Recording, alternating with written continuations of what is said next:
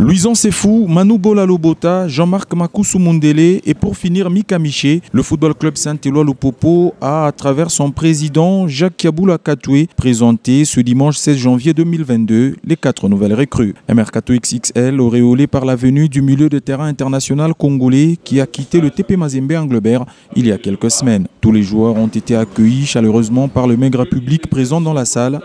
Chacun d'eux a eu l'opportunité de poser aux côtés de son boss. En plus de ces 4, Litademani Jansi, le talentueux défenseur central, a prolongé jusqu'en juin 2025. Par la suite, le président Jacques Kiaboula Katoué a répondu aux questions des journalistes.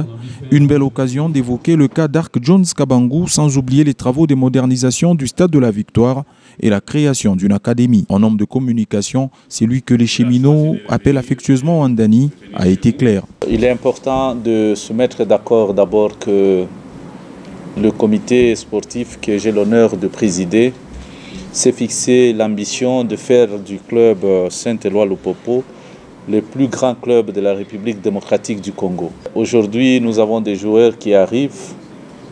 Certes, tout club connaît toujours des mouvements de va-et-vient, mais il y a à peine quelques jours, nous avons connu une sortie de Dark Kabangou, qui était attaquant chez nous. Il est parti, il a été sollicité au Maroc. Après son insistance, nous avons compris qu'il était important de le laisser partir. Il n'y a pas de problème en ce qui concerne son entrée au Maroc. Mais si jamais il se trouvait bloqué, et donc le comité prendra le soin d'analyser s'il y a de la place pour lui.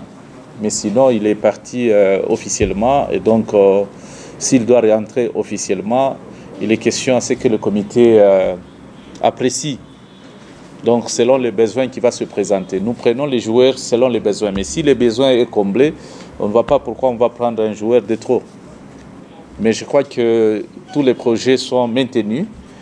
S'agissant de la construction du stade, c'est notre ambition. Et s'agissant aussi de la construction d'une école de foot, parce que nous pensons qu'il faut recruter certes, mais il faut aussi former la jeunesse pour que celle-ci constitue la base de l'équipe. Donc je crois que c'est un projet qui pourra démarrer d'ici peu. Et donc tout ce que nous sommes en train de faire est programmé. Il s'agit d'une programmation des actions qui sont déjà connues. Et donc donnez-nous le temps, nous y arriverons. En guise de rappel, tous les joueurs se sont engagés pour une durée de 3 saisons et doivent démarrer les entraînements dès ce lundi matin.